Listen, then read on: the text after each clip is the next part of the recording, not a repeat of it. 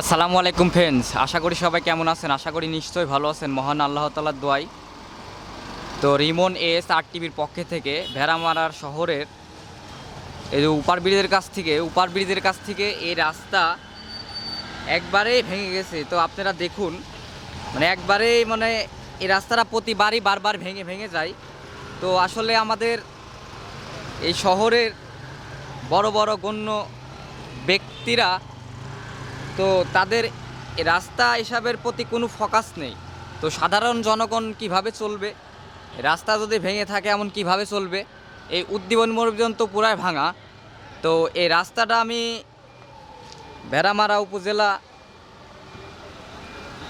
শাখা এবং সবাইকে বলতে চাই, সাধারণ মানুষজনকে, তো এই রাস্তাটা দ্রুত সারলে সাধারণ জনগণের জন্য চলাচলের জন্য ভালো হবে আর কি। তো এটুকুই বলার ছিল। এই রাস্তাটা পুরাই খারাপ, আপনারা হয়তো দেখতেই পারছেন রাস্তাটার পরিবেশ অনেকই খারাপ। তো এই রাস্তাটা আসলে বড় বড় নেতারা এই রাস্তাগুলো আসলে ঠিক করে না, টাকাগুলা খেয়ে বসে থাকে। তো আসলে কি বলবো, আর মানুষকে আর কিছু বলার নেই।